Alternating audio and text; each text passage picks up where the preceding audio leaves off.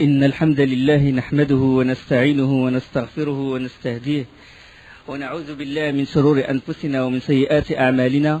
من يهده الله فلا مضل له ومن يضلل فلا هادي له وأشهد أن لا إله إلا الله وحده لا شريك له وأشهد أن محمدا عبده ورسوله.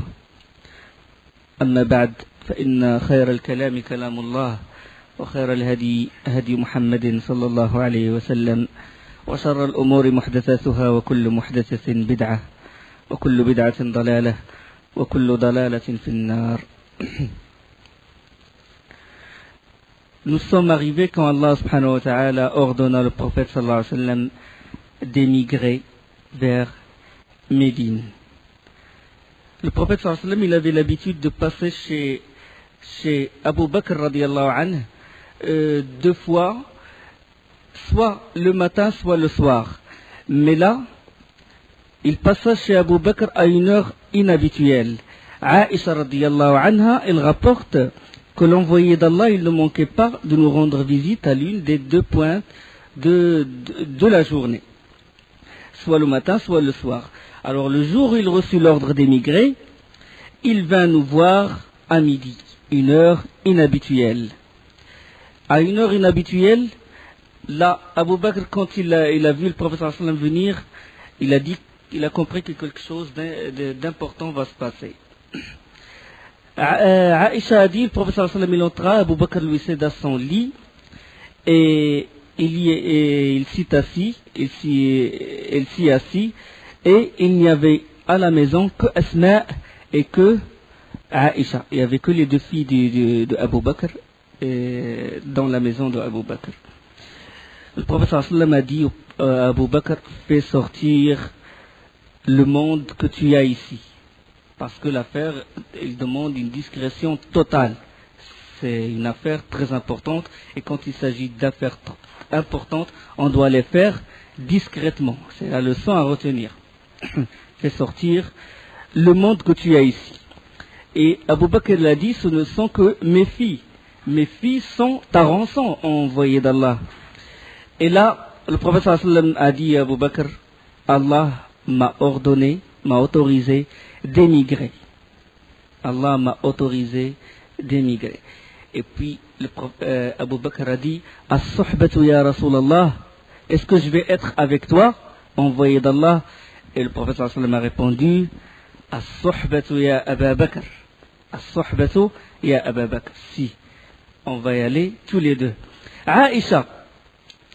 Aïcha, il rapporte, il a dit, j'ai vu mon père pleurer, il a dit, je n'ai jamais vu quelqu'un pleurer de joie que le jour où j'ai vu Abu Bakr pleurer de joie. Je ne savais pas qu'il y ait des gens qui peuvent pleurer de joie jusqu'à ce que j'ai vu mon père pleurer de joie.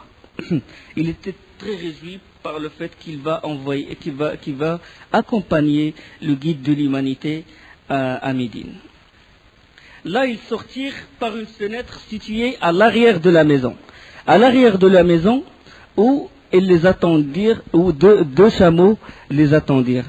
Déjà, Abu Bakr a préparé le bagage, il a déjà préparé deux chameaux parce que le professeur déjà lui a dit, peut-être qu'il y aura, attends, il ne faut pas se précipiter, ne t'impatiente pas, peut-être que tu auras un compagnon. Et là, Abu Bakr a déjà préparé les montures. Ils sont sortis par la fenêtre et là, ils ont fait le voyage non pas à la direction du nord, mais en direction du sud. Ils se dirigèrent vers le sud. Pourquoi? Parce que les Quraysh, ils savent que s'ils disparaissent, que si le prophète sallallahu alayhi wa sallam disparaît, ça veut dire qu'il va émigrer à Médine. Donc là, ils sont dirigés d'abord au sud pour que les Quraysh ne les découvrent pas. Abu Bakr avait Amir ibn Fuhayra. Il avait un berger, il avait un esclave qu'il a affranchi, un esclave qui est son berger, il s'occupait de ses moutons. Et alors il l'a engagé à le suivre avec le troupeau pour effacer les traces que laissent les chameaux. Les chameaux sont préparés et tout, et Abu Bakr a emmené Abdullah avec lui, et Amir ibn Fuhayra, il les a suivis comme ça, pour enlever les traces, pour que les Quraysh ne les trouvent pas. Là, ils arrivèrent à une caverne rare. La caverne, elle s'appelle caverne de Thawr, rare ou Thawr. Et alors là, quand le prophète sallam a voulu rentrer dans le rare, dans la caverne, le prophète Abu Bakr lui a dit, attends, envoyé d'Allah. Il est rentré le premier, puis il a fouillé partout, on ne sait jamais s'il y a quelque chose. Et puis il y a beaucoup de trous, on sait qu'il y a des trous dans la caverne. Et il a commencé à faire rentrer son pied dans les trous de la caverne. On ne sait jamais s'il y a un scorpion ou un serpent qui le pique lui, qui ne pique pas le prophète sallallahu alayhi wa sallam. Là, ils passèrent la nuit à Ghar Thawr. Et le lendemain matin, les jeunes qui étaient aux aguets, c'est-à-dire à côté de la porte de la maison du prophète sallallahu alayhi wa sallam, ils attendaient toujours. Ils sont regroupés, et certains de n'avoir vu personne, alors que le prophète sallallahu alayhi wa sallam, il est sorti devant, c'est-à-dire il est sorti au milieu d'eux sans que eux ils l'aperçoivent. Et alors, ils étaient sûrs que le prophète sallallahu alayhi wa sallam n'est pas sorti. Et alors là, l'un d'eux, il a pu s'avancer jusqu'à un endroit où il a perçu à travers la fenêtre le lit du prophète sallallahu alayhi wa sallam, sur lequel reposait quelqu'un, un dormeur, enveloppé du manteau du prophète sallallahu alayhi wa sallam. Alors là, il a pu rassurer ses compagnons, il a dit, il est encore là, il dormait encore. Et c'était Ali radiallahu anhu qui était enveloppé dans le manteau du prophète sallallahu alayhi wa sallam. Là, c'était un acte de sacrifice, l'acte de courage de Ali radiallahu anhu. Puis là, ils se sont impatientés, ils attendaient. D'habitude, le prophète sallallahu alayhi wa sallam, il sortait pour faire la prière de l'Fajr. Ils attendaient, puis là, ils ont défoncé la porte et ils sont rentrés. Là, Ali, couvert dans son manteau, il a découvert son visage. Eux, ils l'ont vu, c'était pas le prophète sallallahu alayhi wa sallam. Ils ont fait directement demi-tour et ils appelèrent leur chef de clan. Alors là, l'alerte, il fut annoncé, et ils commencèrent les recherches.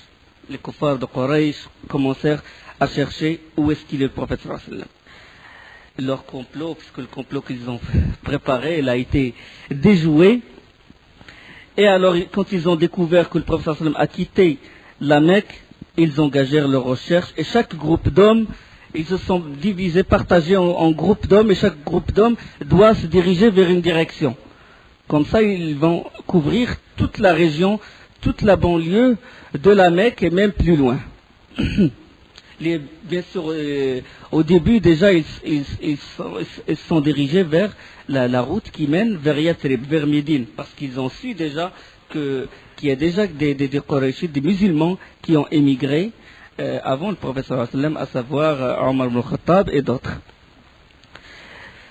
Alors, là, quand ils entamèrent leur recherche, ils ont dit que celui qui trouve le prophète sallallahu alayhi wa sallam mort ou vivant, il aura une récompense de 100 chameaux. 100 chameaux de récompense. C'est une vraie fortune à l'époque. Certains gens de la Mecque se dirigèrent vers le sud. Vers le sud, et là, ils sont approchés, ils savaient qu'il y a une grotte dans le coin, ils sont approchés de la grotte de Thawr, de la caverne où se trouvait le prophète sallallahu alayhi wa sallam, et Abu Bakr.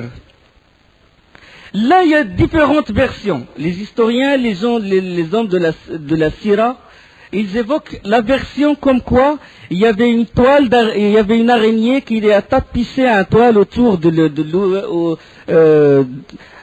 à l'ouverture de la grotte, et qu'il y avait une tourterelle, et que cette tourterelle, elle a pondu un œuf, etc. Bon, différentes versions. Bon, cette version, on la trouve beaucoup dans les livres de la Sira. Cette version, elle n'est pas authentique. Elle n'est pas sahiha, elle n'est pas authentifiée par les savants. Mais il y a la version qui est la plus authentique. Bien sûr, elle n'est pas authentique, c'est-à-dire elle n'est pas carrément à rejeter, mais elle est prise en considération puisque d'autres savants ont dit que le hadith il est bon là-dessus, que l'histoire elle est prise en considération. Mais il y a un hadith qui est vraiment authentique, qui est dans le Bukhari.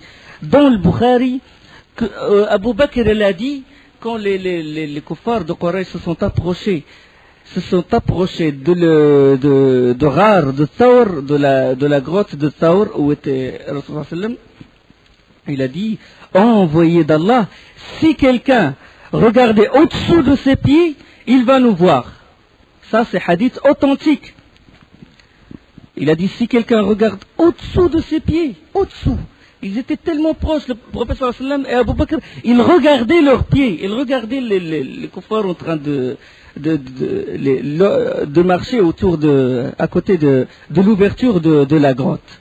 Et alors là, le prophète sallallahu alayhi wa sallam, il a répondu la réponse célèbre, Ya Abu Bakr, ma dhannuka bisnayn, Allahu thalithuhuma. Qu'en est-il selon toi, de deux, lorsqu'Allah est leur troisième?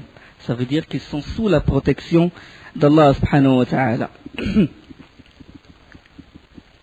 Donc c'est ça finalement le miracle. Le miracle c'est le fait qu'ils sont venus précisément pour rentrer dans la grotte, mais personne n'a pensé, personne n'a eu l'idée de baisser, personne de voir au-dessous de ses pieds. C'est ça. Allah subhanahu wa ta'ala il a tourné leur cœur que ils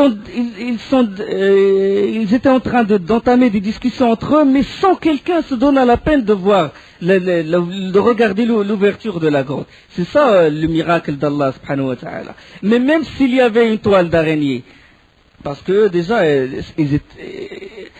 ils avaient l'intention de rentrer dans la grotte, de voir ce qu'il y a dans la grotte. S'il y avait une toile d'araignée, ils pourraient les voir. Donc, c'était ça le miracle d'Allah subhanahu wa ta'ala. Ils étaient tous d'avis qu'il n'était pas nécessaire de regarder l'ouverture. Subhanallah, ajib. Et là,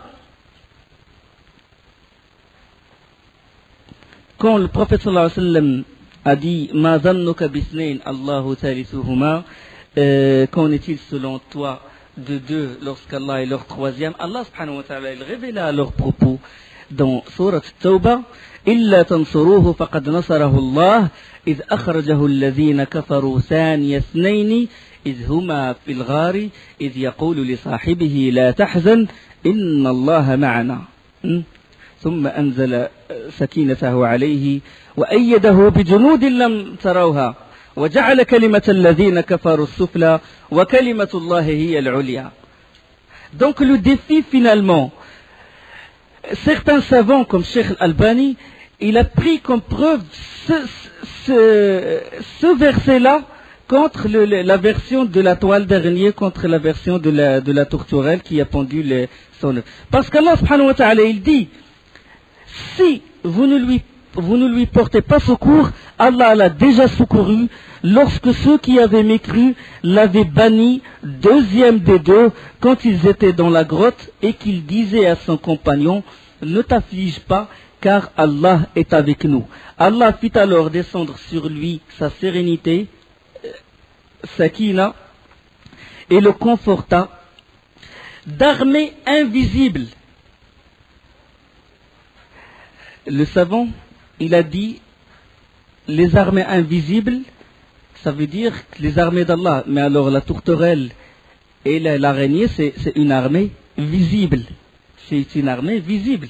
C'est des soldats visibles. Et il a pris comme preuve ce hadith-là contre la version de l'araignée. D'accord? Il a dit donc armée invisible d'Allah subhanahu wa ta'ala.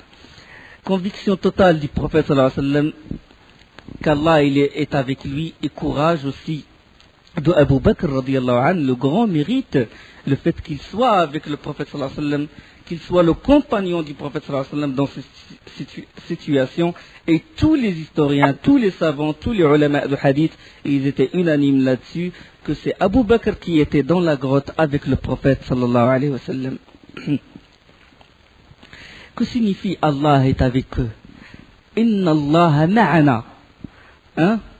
Inna Allah la tahzan, ne t'afflige pas, car Allah est avec nous. Mais Allah, il n'est pas avec tout le monde. Allah est avec tout le monde. Allah, il est avec tout le monde. Mais quand il dit Allah est avec nous, ça veut dire quoi? Les ulama, ils appellent ça al-ma'iyya al-khassa, la présence spéciale. Allah, il est avec eux, ça veut dire une présence qui confirme le soutien, et une présence qui se manifeste par le soutien et par l'aide d'Allah subhanahu wa ta'ala. Donc c'est une présence spéciale. D'accord? Il y a la présence, Allah subhanahu wa ta'ala est avec tout le monde, mais il est avec des gens plus qu'avec d'autres. D'accord? Comme Allah subhanahu wa ta'ala l'a dit sur Moussa et Haroun. Hein? Dans le verset dans Surah Taha. قال لا تخافا إني معكما أسمع وأرى. Ne craignez rien, je suis avec vous, j'entends et je vois. Donc avec vous, c'est une présence spéciale. D'accord? Comme par exemple, moi je suis avec vous, mais si par exemple, il y a des gens, je suis avec eux plus que d'autres, ça se peut.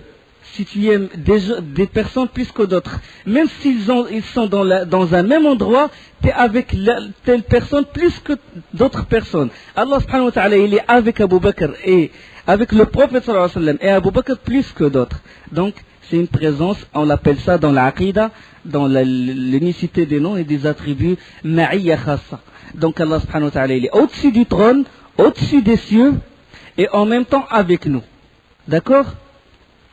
Ibn Taymiyyah rahimahullah, il a dit qu'il n'y a pas de contradiction entre le fait qu'Allah subhanahu wa ta'ala, il est au-dessus des cieux et qu'il soit avec nous. Et il a donné un exemple concret. La lune, elle est au-dessus de nous et en même temps il est avec nous, il est avec n'importe qui, il est avec nous ici, avec d'autres personnes à des dizaines de kilomètres, à des milliers de kilomètres.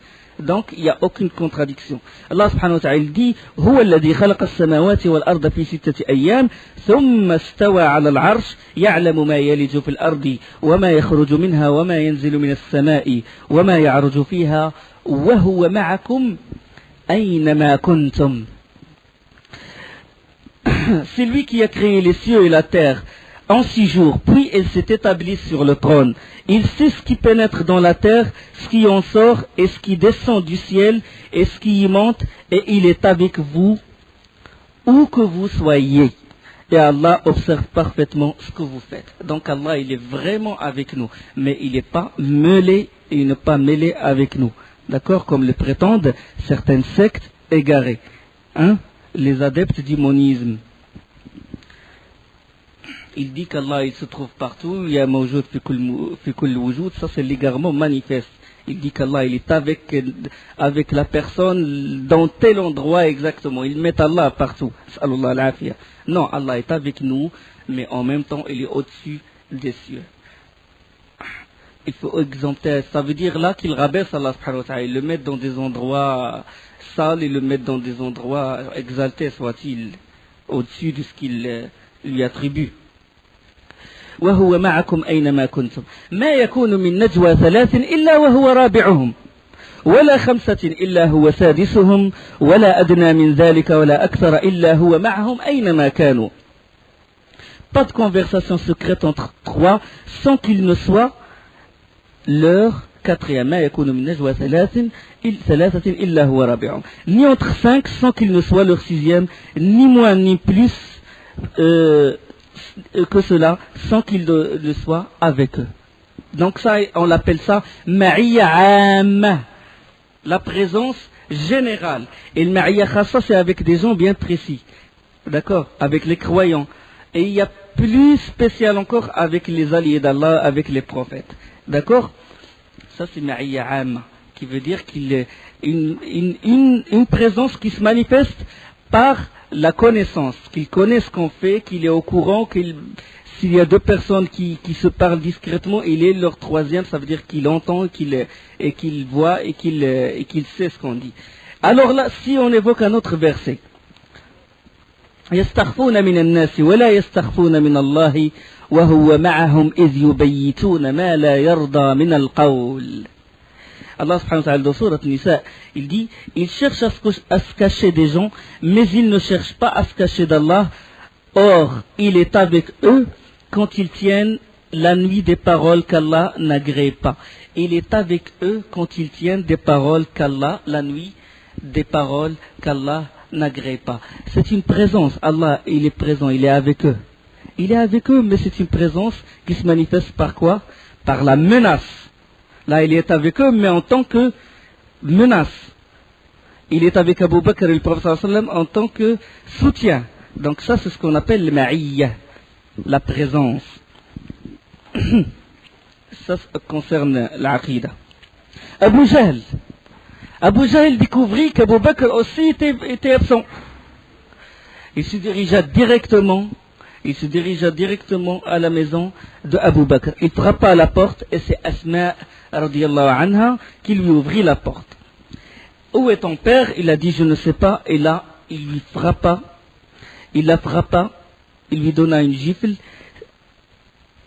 qu'il fit sauter ses pendants d'oreilles. Il lui donna une grande gifle. Et puis après, il s'est ému, puis il a fait demi-tour. Après, c'était Abu Quhafa, le père de Abu Bakr, qui est venu. Abu Quhafa était aveugle. Et il est venu voir, il a su que son fils aussi est absent et qu'il a disparu. Et il est venu voir ce qui s'est passé. Il rentra à la maison de Abu Bakr et demanda à Asma, il a dit, où est ton père? Il a dit, je ne sais pas. Il a dit, vous a-t-il au moins laissé quelque chose?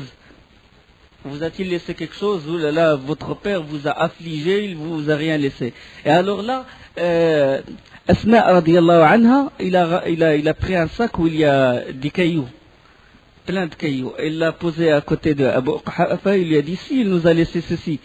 Puis il a commencé à toucher le sac, puis il a dit, bon, s'il vous a laissé ça, alors c'est vraiment suffisant. Mais rien, sincèrement, Abu Bakr n'a rien laissé à sa famille. Ma tarakta li ahlik, taraktu lahumullah wa rasulah. Le prophète sallallahu alayhi wa sallam, quand il a dit, qu'est-ce que tu as laissé à ta famille? Il a dit, j'ai laissé Allah et son envoyé. 3 jours pendant lesquels Abdullah, le fils de Abu Bakr, le soir, la nuit, il va chez le prophète sallallahu alayhi wa sallam et son père, et le matin, il est déjà à la Mecque. Pourquoi? Pour scruter, s'il y a quelque chose, s'ils disent quelque chose, pour scruter les informations, si jamais ils sont au courant de quelque chose. Et chaque matin, il est toujours présent à la Mecque. Et le soir, il rentre et il passe chez son père, et c'est chez le prophète sallallahu alayhi wa sallam. Et Abu Fuhayra, lui, il se charge toujours d'enlever les traces avec le troupeau qu'elle a et d'approvisionner le prophète sallallahu alayhi wa sallam et Abu Bakr de lait, de ce qu'il leur faut.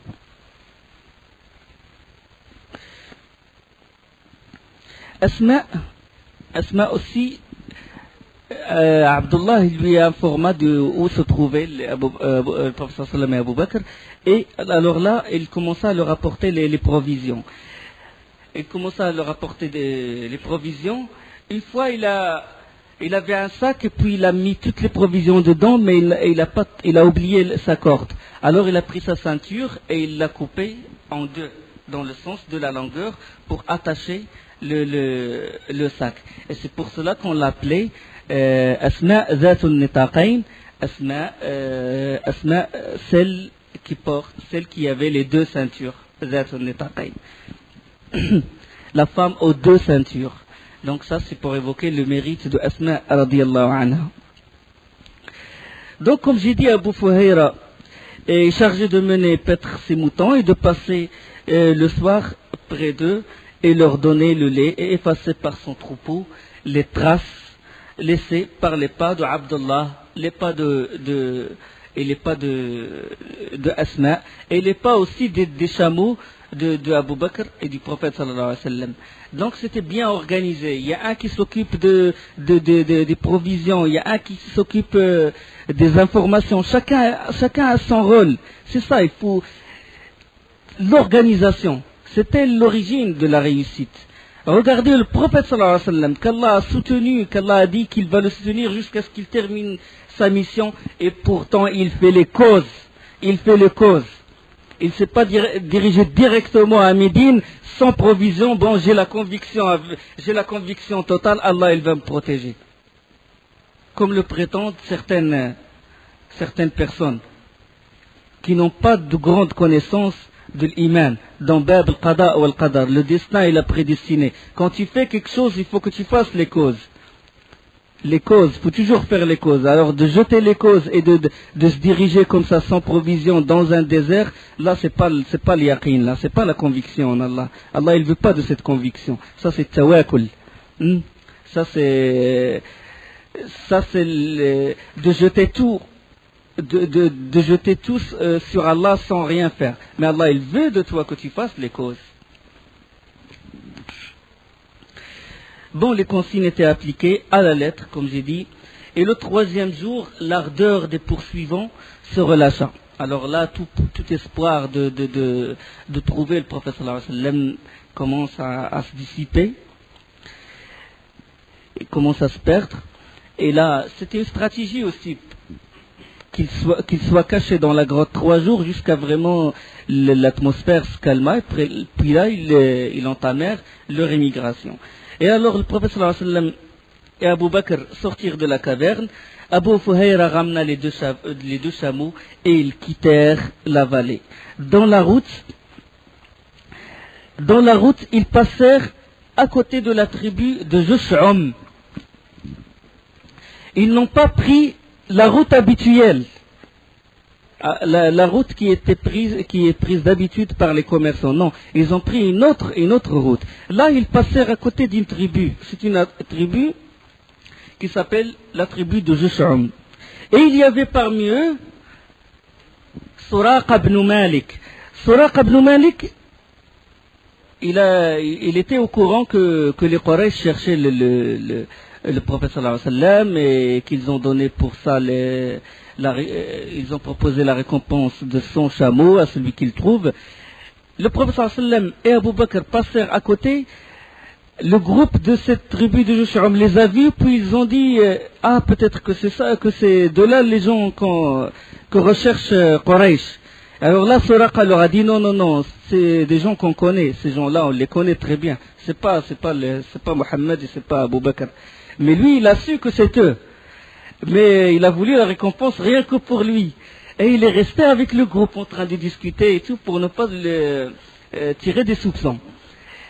Et alors là, après un moment, il se leva, puis il rentra chez lui.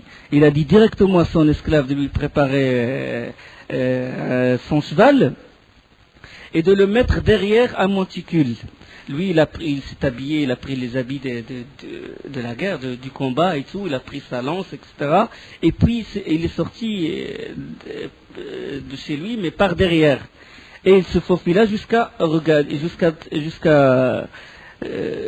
son cheval.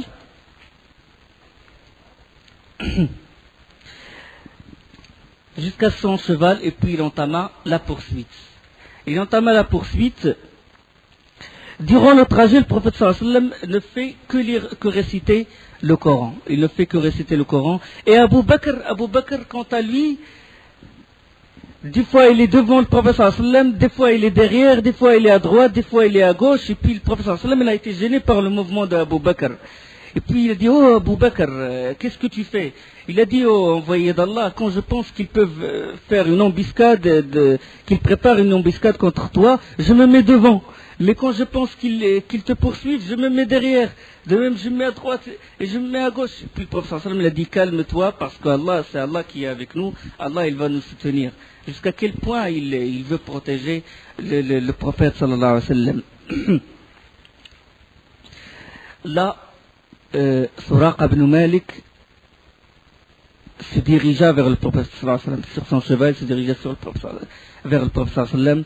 Abu Bakr, il se tourna, il regarda le Suraqa ibn Malik s'approcher, et là, il s'adressa au prophète sallallahu alayhi wa sallam. Il a dit, il y a une personne qui va nous attaquer, et le prophète sallallahu alayhi wa sallam ne fait que réciter le Coran. Le cavalier s'approcha davantage, et alors là, le prophète sallallahu alayhi wa sallam invoqua Allah subhanahu wa ta'ala, il a dit protège-nous contre lui. Il a dit protège-nous contre lui. Quand Suraqa s'est approché, les pieds d'avant, les pattes d'avant du cheval s'enfoncèrent dans la terre, et il fut culbuté. Il a dit Suraqa ibn Malik, jamais je suis tombé d'un cheval. La première fois, c'était la fois où j'ai voulu m'attaquer au prophète sallallahu alayhi wa sallam. Et en plus, la terre était solide. Comment ça se fait que les pattes du cheval rentrent carrément dans la terre? Il a rien compris. Puis là, il leva son cheval, il retira les sabots du trou qu'il a fait, et puis il a essayé une deuxième fois de s'attaquer au prophète sallallahu alayhi wa sallam.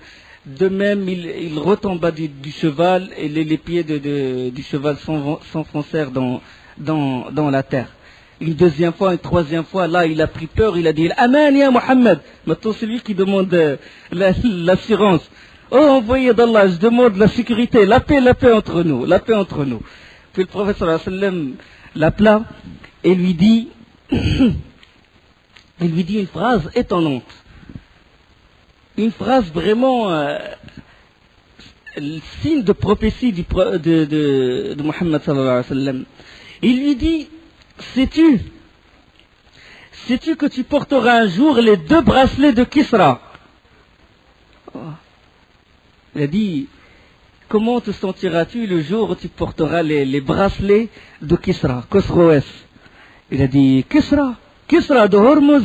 Il a dit oui. Comment? Il lui a dit qu'il portera les bracelets de Kisra. Ça veut dire qu'il va rentrer en islam, et ça veut dire que l'islam va se propager, et ça veut dire que le trône de Kisra va tomber entre les mains des musulmans. Et ceci, c'est pas dans des siècles et des siècles. Ceci, alors que Suraqa est vivant. C'est-à-dire que ça, c'est un futur, c'est le futur présent, quoi. C'est le futur proche, si vous voulez. C'est le futur proche. Il s'est étonné de ce qu'a dit le prophète sallallahu alayhi wa sallam. Et alors là, il a dit, oh Mohammed, fais-moi un testament.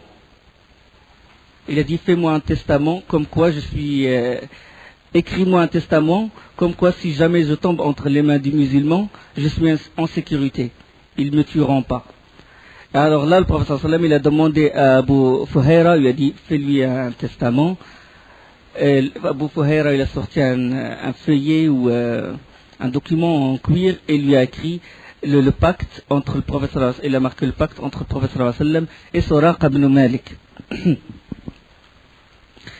Mais le prophète sallallahu alayhi wa sallam lui proposa une chose, il a dit, une seule condition, c'est que tu ne dis rien à Quraysh. Tu dis que tu ne nous as pas vus et que tu dis rien, tu leur dis que tu leur montres pas, tu leur indiques pas l'endroit où nous sommes. Il a dit promesse tenue. Suraqa retourna à la Mecque, et à toute personne qu'il rencontrait en chemin à la recherche du prophète sallallahu alayhi wa sallam, il disait retourne, j'ai déjà cherché par là. À chaque fois qu'il rencontre quelqu'un, il dit retourne, j'ai déjà cherché par ici, pour éloigner les gens de l'endroit où se trouve le prophète sallallahu alayhi wa sallam. Et plus tard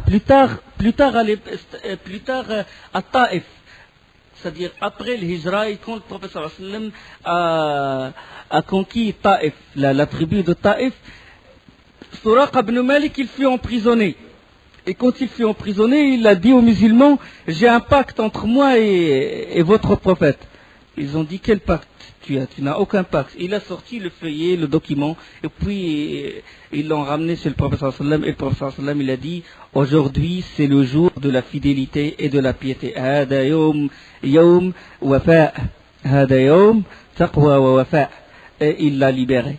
Mais plus tard, Plus tard, à l'époque de la khilafa de Omar ibn al-Khattab, radiyallahu anhu, Omar ibn al-Khattab, il a conquis la Perse. Kisra Anusharwan, il a fui le palais. Et le palais est tombé entre les mains des musulmans. La Perse est tombée entre les mains des musulmans. Tous les bijoux de Kisra, ils étaient le butin. Il était le ghanima, le butin des soldats musulmans. Et alors là, Omar ibn Khattab, il appela les gens. Il appela quand on ramassa le butin à côté de Omar ibn Khattab, il appela les gens, il a dit venez. Suraqa, où est-ce qu'il est Suraqa? Suraqa, il s'est converti à cette époque. Viens, Suraqa. Puis il lui a donné les bracelets de Kisra. Il a dit mets ça dans ta main. Il a mis ça dans sa main. Il a dit lève ta main, montre ça à tout le monde. Montre ça. Et Suraqa ibn Malik, il a montré ça et il a dit marche entre les gens et dis-leur ce que t'as dit le prophète sallallahu alayhi wa sallam. Et Suraqa en levant la main, il a dit le prophète sallallahu alayhi wa sallam, il m'a dit alors qu'il était pourchassé par les siens, alors qu'il était dans un état d'insécurité, alors qu'il n'avait aucun pouvoir, il m'a dit كيف أنت يا سراقة كيف أنت يا سراقة وبيدك سوار كسرى. Qu'en est-il? Comment vas-tu ressentir le jour où les bracelets de Kisra seront dans ta main? Et la prophétie du prophète sallallahu alayhi wa sallam s'est réalisée. Ajib. Il lui dit ça alors qu'il était en état d'insécurité, pourchassé, sa tête mise à prix. C'est ça le miracle, le vrai miracle du prophète sallallahu alayhi wa sallam. La caravane qu'Allah a protégée des poursuivants continua sa route vers Yathrib. Une route, comme j'ai dit, peu fréquentée et inhabituelle. Et alors là, c'est une route qui est du côté de Sahel, une route vers la côte de la mer Rouge. La côte de la mer Rouge, c'est une route inhabituelle. Là, ils se sont arrêtés à côté d'une tente. Là, c'était la tente de Ma'bad. Ma'bad, c'est une bédouine. Elle vivait avec son mari, il avait des troupeaux de moutons et tout. C'était les bédouins, c'était les ambulants. Ils se déplacent d'un endroit à l'autre. Ils sont arrêtés. Et alors là, Abu Bakr s'adressa à Ma'bad par ces mots. Il a dit, avez-vous quelque chose à manger ou à boire? Parce que quand ils ont pris cette voie, les provisions, il n'y avait plus de provisions, ils n'avaient plus suffisamment d'eau, ils n'avaient plus suffisamment de nourriture. Et alors là, il a dit à Ma'bad, est-ce qu'il y a quelque chose à manger? Et puis Ma'bad, il lui a dit, si on avait quelque chose, on ne te laissera même pas le temps de poser cette question. Parce qu'ils sont connus par leur hospitalité, par leur générosité. Parce que nous, l'hôte, on ne le laisse pas dire, ou l'invité, on ne le laisse pas dire, est-ce que vous avez quelque chose? Si on avait quelque chose, on vous aurait invité directement. Et alors le prophète sallallahu alayhi wa sallam vint à elle et lui dit, est-ce que tu as un troupeau, tu as quelque chose? Et il lui a dit, non, je n'ai qu'une brebis chétive, il ne peut pas rejoindre le troupeau parce qu'il n'a pas la force de suivre le troupeau et qu'il est à côté de la tente. Et puis le prophète sallallahu alayhi wa sallam lui a dit, est-ce qu'elle a-t-elle du lait? Il a dit, elle est trop faible pour cela. Et le prophète sallallahu alayhi wa sallam lui dit, me permets-tu de la traire? Et Ma'bad, il a dit, Fidaka abi wa ummi. C'est une phrase qu'utilisent en général les Arabes, que mon père et ma mère soient à rançon. Que mon père et ma mère soient à rançon. Si tu penses qu'elle a du lait, fais-le. C'est-à-dire, et le prophète sallallahu alayhi wa sallam l'a fait venir la brebis, passa sa main sur sa mamelle et invoqua le nom d'Allah. Il implora pour elle le nom d'Allah, et puis la bête elle écarta ses pattes et son lait jaillit. On lui ramena une grande vase qui peut suffire à 7 ou 8 personnes. Et il commença à traire la bête. Et là, il trailla une bonne quantité jusqu'à ce que l'écume elle déborda à la surface du vase. Et ils buvèrent. Il a donné à Umm Ma'bad, il a bu à satiété. Abu Bakr il a bu, le prophète sallallahu alayhi wa sallam il a bu. Et parce que c'est le dernier, celui qui sert, c'est le dernier à boire. Le prophète sallallahu alayhi wa sallam, quand il leur a servi à boire le lait, il a dit Saq al-qawm akhiruhum. Celui qui sert est le dernier à boire. Ça, c'est une règle. Celui qui donne aux gens à boire, il faut qu'il soit le dernier. C'est une sunna du prophète sallallahu alayhi wa sallam. Puis, il trailla de nouveau la bête jusqu'à remplir la vase. Et Umm Ma'bad, quand il a vu ça, il embrassa l'islam. Il a fait le pacte d'allégeance avec le prophète sallallahu alayhi wa sallam et il embrassa l'islam. Et là, ils continuèrent leur route, le prophète sallallahu alayhi wa sallam et Abu Bakr. Peu de temps après, Abu Ma'bad est venu, le mari de Umm Ma'bad. Il est venu avec son troupeau de moutons et tout, tous maigres, les pauvres et tout. Puis, quand il est rentré dans la tente, il a trouvé le vase plein de lait. Il a dit, d'où est-ce que tu as ramené ce lait? On est au plein désert, d'où est-ce que tu as ramené ce lait? Et puis, la bête qu'on a, il n'a pas une goutte de lait, il est pire que les autres. Et il a dit, Umm Ma'bad, il a dit, il est venu une personne Moubarak, béni, Allah l'a béni. Il a suffi qu'il touche la mamelle de la brebis que le lait jaillit. Un homme d'une grande valeur et tout. Et puis, Abu Ma'bad, il a dit, décris-le-moi. Et là, et c'est pour ça que l'histoire de Ma'bad, elle est évoquée dans la majorité des livres de hadith, dans la majorité des livres de l'histoire. La majorité des historiens, ils évoquent le hadith de Ma'bad. Pourquoi? Parce que c'est une femme intelligente, habile, courageuse, mais pour une autre chose. Une autre chose. C'est quand Abu Ma'bad lui a demandé de décrire le prophète sallallahu alayhi wa sallam, il l'a décrit d'une façon, aucun compagnon du prophète sallallahu alayhi wa sallam, pourtant les compagnons ont vécu avec le prophète sallallahu alayhi wa sallam des années et des années, et ils n'ont pas réussi à le décrire comme l'a décrit Ma'bad. Pourtant il l'a vu une seule fois. Une seule fois. Il a décrit, ses yeux, sa marche, son comportement, d'une façon, d'une finesse, d'une exactitude étonnante. Les expressions qu'il a utilisées sont dures à traduire. Pour chaque phrase, il faut vraiment, parce que c'est de l'arabe pur et il touche, et il le décrit avec une finesse et éloquence étonnante. Et là, Abu Ma'bad, quand il a entendu Ma'bad, il a dit, celui-là, par Allah, c'est l'homme que recherche Quraysh. C'est l'homme que recherche Quraysh. Il a dit, si je le trouve, je vais le suivre. Si je trouve cette personne, je vais le suivre et je vais embrasser sa religion. Alors, les nouvelles venues de la Mecque concernant la disparition du prophète sallallahu alayhi wa sallam était parvenue à Médine, c'est-à-dire que les Médinois étaient au courant que le prophète sallallahu alayhi wa sallam il a quitté la Mecque. Mais puisqu'il a passé 3 jours à la grotte de Thor et il a pris une autre voie, c'est sûr qu'il va être en retard. Mais alors là, Mus'ab ibn Umayr, chaque jour, à l'aube, au lever du soleil, il regroupa des gens, il regroupa tous les musulmans et est sorti à l'extérieur de Médine pour attendre la venue du prophète sallallahu alayhi wa sallam. Chaque jour il fait ça, chaque jour il réunit les gens, il réunit du monde pour attendre. Bien sûr, ça c'est une démarche politique, c'est-à-dire là, puisqu'il il fait cette démarche-là, il réunit les gens, c'est pour montrer que le prophète sallallahu alayhi wa sallam il est venu pas seulement en tant que prophète, mais autant que pour gouverner Médine. Et même les kuffars de Médine, les juifs aussi les suivent. Ils suivent Mus'ab ibn Umayr. Et ils attendent du lever du soleil jusqu'à Zahira, c'est-à-dire jusqu'à midi, presque midi.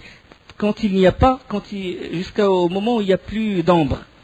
Jusqu'au moment où ils ne trouvent plus d'ombre, là ils retournent pour revenir le lendemain attendre le prophète sallallahu alayhi wa sallam à l'extérieur des champs, c'est-à-dire à l'extérieur de Médine. Subhanakallah wa bihamdik, ashhadu an la ilaha illa anta, astaghfiruka wa atubu ilayk.